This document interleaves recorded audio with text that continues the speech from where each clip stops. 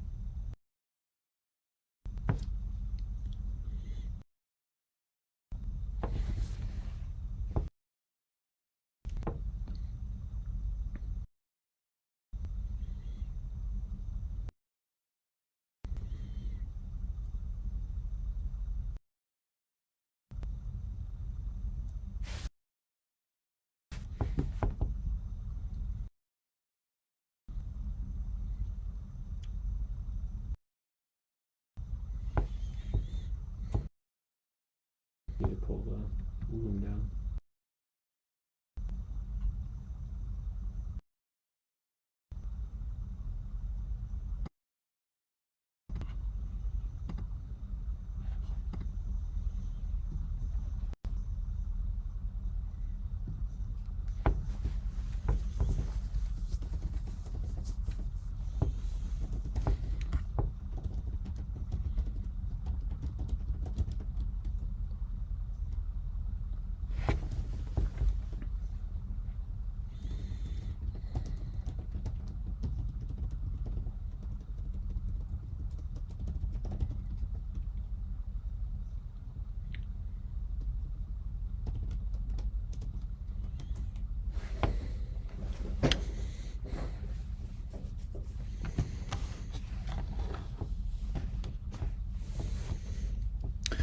Well, welcome everyone to our April 10th rental market update. So whether you're joining us live or on the recording, this one's gonna be a little bit longer as we go through some new developments. So this will be interesting. We'll probably create a standalone video as well covering some more of these things, but I want to get this out to you as quickly as we can. So today we'll look at the loan forbearance, some of the problems that people have been running into, and a solution. We've got some SBA debt relief on the way, as well as an unemployment update, and then we'll end with some Q&A if they're available. So just remember, I'm not an attorney. This is for educational purposes only, and we're not giving legal advice. Always seek your own legal advice before making decisions. So the forbearance, we've got some new protective measures. So if you recall, the CARES Act was passed about 2 weeks ago, and then in CARES Act 4022, that was the one that allowed consumers to request loan forbearance on their mortgage when they have a federally backed loan. And a federally backed loan was an FHA, VA, Fannie Mae, Freddie Mac, and there's a couple other ones mixed in there as well. And that gave people with properties that had 1 to 4 units, they could request forbearance for up to 360 days. Properties with 5 or more units, they could get up to 90 days of forbearance.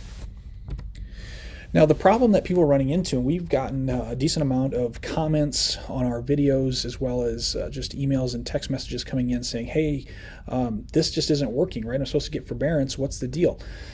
As I talked to my loan servicer, well, what's kind of been happening is that the loan servicers have been saying, listen, forbearance is not the same as deferment, and they are correct. Forbearance simply means that you're allowed to stop making payments for a period of time. So whether that be 3 months, 6 months, 12 months, but at the end of your forbearance period, all of the unpaid loan payments are due on the day that your forbearance ends. Well, you can imagine if you've taken 12 months of forbearance, you get to the end of the year and now you owe, say if your mortgage was $1,000 a month, you owe $12,000. If you couldn't make the payments for the past 12 months, how are you going to make 12 payments at once at the end of forbearance? So that obviously doesn't make a lot of sense. And of course, the loan servicers are trying to get people to pay as much as possible. And so you can understand it from their perspective. They've got bondholders that they're responsible to make payments to. And so all of this stuff is running downhill, right? From renters to homeowners to the loan servicers to the bondholders. But anyway, there's new guidance now from the Fed on how loan servicers are to help these mortgage holders. So let's look at it. So this stuff came out, this is dated April 7th. and just look at who the agencies are here. Board of Governors of the Federal Reserve System, the Federal Deposit Insurance Corporation, that's the FDIC, the Consumer Financial Protection Bureau. So there's some heavy hitters on this piece of guidance. So this guidance, and you can look this up, we'll link this in some of the videos that we create, but it says the CARES Act creates a forbearance program for federally backed mortgage loans and protects borrowers from negative credit reporting due to loan accommodations related to the national emergency. And of course, that's COVID-19. So that's what we're talking about. Something as we come down here, think about what the agencies are these guys up here. The financial institutions are the loan servicers or the banks that you've got your loan from. So the agencies encourage the financial institutions to consider prudent arrangements that can ease cash flow pressures, right? That's what we were talking about 3 weeks ago already. How do you cash flow your property in this situation? On affected borrowers, improve their capacity to service the debt, increase the potential for financially stressed residential borrowers to keep their homes, and facilitate the financial institution's ability to collect on its loans. So that's the goal. Cash flow, service the debt, help people stay in their homes, and then help the banks to collect on those loans and pay their bondholders. So here's what these guys are saying to the banks. The agencies, these guys up here, will take into account an institution's, that's the banks, good faith efforts demonstrably designed to support consumers and comply with consumer protection laws. The agencies do not expect to take a consumer compliance public enforcement action against an institution, provided that the circumstances related to the national emergency and that the institution made good faith efforts to support borrowers, etc., etc. So that's what they want these banks to do, support the borrowers during the national emergency. And we're not going to hold your feet to the fire in those cases. Make sure we're taking care of people to keep them in their homes. Now, this document is actually a FAQ, a frequently asked questions from the FDIC to the loan servicers. Again, we'll link this down below. But this one was as of March 27. I think this document came out later than that. March 27 was just when the CARES Act came through. So working with borrowers, this is the first question, payment accommodations. Would it be acceptable for a bank to offer borrowers affected by COVID-19 payment accommodations, such as allowing borrowers to defer or skip some payments or extending the payment due date? So the answer is yes. The FDIC encourages financial institutions to provide borrowers with payment accommodations. And I'm going to skip some stuff because it's a lot of words. The FDIC understands that effective loan accommodation programs may involve protracted resolutions. It means that's going to take a long time to get this straightened out. But all should be targeted ultimately towards loan repayment. Right? You're seeing a lot of the same language coming from both documents. And this is the kicker right here. Financial institutions may want to consider addressing any deferred or skipped payments by either, one, extending the original maturity date, I'll break this down in a minute, or by making those payments due in a balloon payment at the maturity date of the loan. So what does that look like? So there's two options there that they said, hey, consider doing this when you're helping consumers stay in their home, cash flow, make their loan payments. So option one had to do, let me go back to that quick a second. Option one was extend the original maturity date. So what does that look like? So say your loan matures on March of 2040, so 20 years from now. Let's say you get 6 months of forbearance. That would mean that the new loan maturity date would be fast forwarded, right? It would give you an extra 6 months at the end of your loan. So it would go from March, add 6 months to that. Now your September 2040 is when your loan would come due. So you'd stop paying payments for the first 6 months, and then you would just continue on like the COVID-19 thing didn't happen, and you just have an additional 6 months at the end. Option two, if we go look back and look at that, was make those payments due in a balloon payment at the maturity date. So in that case, that'd be this option two. Let's say your mortgage was $1,000 and you took 6 months of forbearance. You'd owe an additional $6,000 at the end of the loan when it happens of March 2040. Now, is that a big deal? Well, you've got this balloon payment you got to make, but at the end of the day, you've got all this equity built up into your home, right? The house is paid off except for this $6,000. And so I would think it'd be fairly easy to finance that into something more manageable. So either way, I think these two options are very good for homeowners, rental property owners, and we'll definitely want to take advantage of that if you need it. There's another question that comes in that document I just want to cover briefly, and it has to do with, are you going to get dinged for taking the forbearance? It says, do loans that receive payment accommodations have to be reported as delinquent or non-performing? And the answer is, borrowers who were current prior to becoming affected, not infected, but affected by COVID-19, generally would not be reported as past due. Accordingly, if all payments are current in accordance with the revised terms of the loan would not be reported as past due. So there shouldn't be any negative reports on your credit, or you shouldn't have anything held against you for taking this forbearance. So what can you do? Well, definitely read the guides from the Fed, right? Take a minute to read the stuff. It'll put you to sleep, but it's really important that you know what's in there. And then share that guidance with your loan servicer. This stuff is coming out so fast that even the loan servicers, they should know it, but sometimes they don't, right? I mean, we literally talked to one about 3 to 4 days ago, and they didn't even really know about the forbearance option, much less now the Fed coming out and telling them, giving them guidance on how they should do that forbearance. So do them a favor and help them understand what it is that you're trying to accomplish. Also, negotiate something that works for you, and don't settle for a bad deal, right? Don't just take what they say, because things are going so quickly. You've got to stand up for yourself and know what it is the Fed is allowing. All right, the next thing I want to talk about is debt relief, and that's coming from the SBA, the Small Business Administration. This is something we learned about literally yesterday. It's also in the CARES Act, probably in the CARES Act. I'm not even sure it's in the CARES Act. Don't quote me on that. But I can show you where it is. The SBA is essentially providing relief for small businesses during COVID-19. So if you have a current, that means you're making your payments like you should be, a 7A, a 504, or a microloan, the SBA will automatically pay the principal, interest, and fees for a period of 6 months. So the SBA is going to basically make the payments to the loan servicer on your behalf, so that you won't have to pay this back. This is basically loan forgiveness for 6 months. And that can be a pretty big deal for some businesses out there. They're also going to automatically defer those payments through the end of the year. You have to have been in regular servicing status for this to work. Interest will accrue during that time period. But the other thing you have to remember is that the deferment won't cancel any automatic loan payments you've got set up. So you have to actually do that, or the bank will keep sending the money to the borrower, the loan servicer, sorry. And then, of course, you can continue to pay if you so desire. So you can get 6 months. The loan is paid on your behalf, and then another 3 months, essentially, through the end of December, of not having to make payments, and the interest just accrues. There's the website.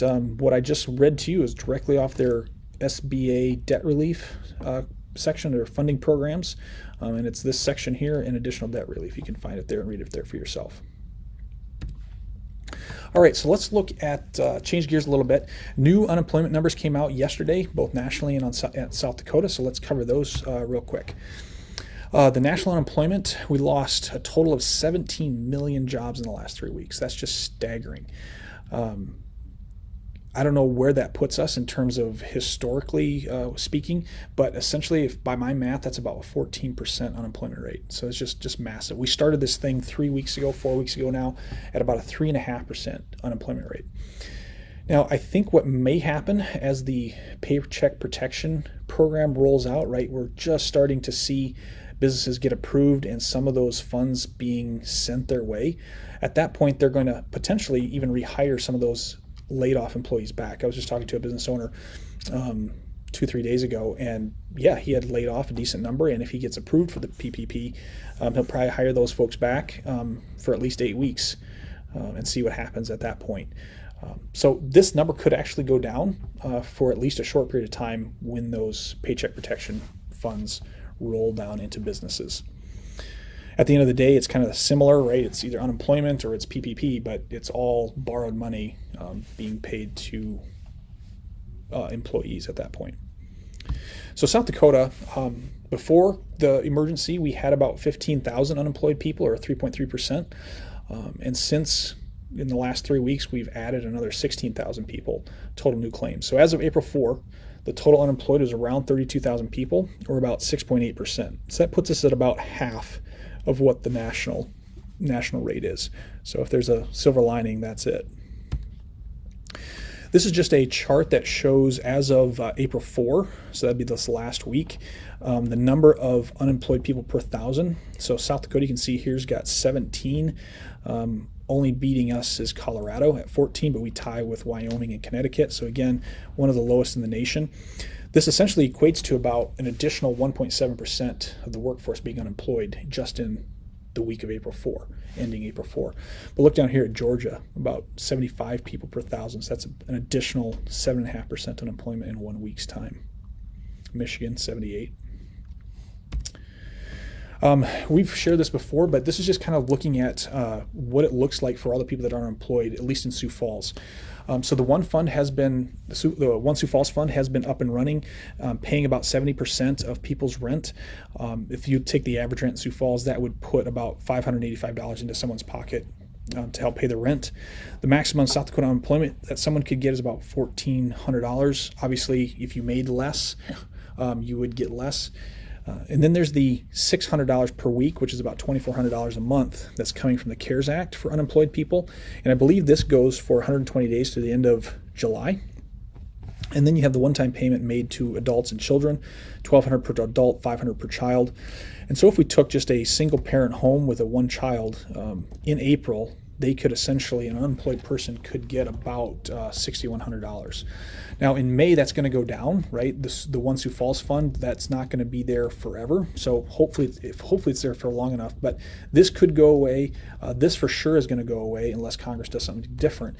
But these two should be in place all the way through the end of July. And so that's $3,800 for the next May, June, and July. And that would rent, at a 1-to-3 ratio, that would rent a $1,200 house in Sioux Falls all day long. So, and then also there's that 6 months of student loan forbearance that will help people as well. So there is going to be cash in people's pockets available to pay for food, medicine, and rent. And then we'll see what happens after July. July's kind of see if we're coming out of this thing yet or not. All right, so there's our summary for today. Those are the things we talked about: the loan forbearance, the SBA debt relief, and the unemployment update. We will continue to try to roll these out every Friday around noon, so please join us, and they'll be recorded as well if you can't make it at that time. So if there's any questions, otherwise we will see you next week. Got a few questions. Question 1, what should I do if my loan servicer says I have to pay the full amount of my forbearance right at the expiration of the forbearance? Yeah, so that's what they have been telling people, and that's because the CARES Act was really unclear, right? Congress passes a big law, which is already 800 some pages, and then the regulators have to figure out what it means. And so that guidance is coming out now about 2 weeks later, and I know everybody is anxious trying to get this done, but go look at the documents that we provided, review this webinar, and then just quote that stuff to your servicer and say, here, this is what the Fed is saying. Here's what the FDIC is saying, right? They don't want to get in trouble with those guys, so yeah, help them understand. How do I apply for the One Sioux Falls Fund? You can go to helplinecenter.org, thank you, and they have a online form to fill out. It's only at this point for renters. I know there's some confusion. They had said it was for people who couldn't pay their mortgage as well, but they've taken that off the table because the people that can't pay their mortgages have a lot of help already with the forbearance plan. So they said, no, let's really help renters because they're not getting their rent paid. And so you also have to have lost your job or had your hours cut in order to qualify, and then they'll pay about 70% of your rent for that. This is pretty complicated stuff. Is there anybody who can help walk me through how this applies to me and my properties? Yeah, so we're obviously here to help you. There's lots of resources out there. I know Brent from our offices has been connecting with all of our clients to see if they've got questions, try to help them through, trying to find ways to cut costs, increase their cash flow. So this is where we really work for what we do, because we are trying to find every way in the book to try to help both our property owners, but also our residents to stay solvent during this time. So feel free to reach out to us, or if you are not a customer or client, feel free to reach out to your property manager or landlord, help educate them. But we'll continue. The other thing you can do, let me pull that up too a second, use your phone camera, scan that QR code, put in your email, and then you will be on the email list so that we can continue to send out our videos and updates as they come available. All right. See you next week.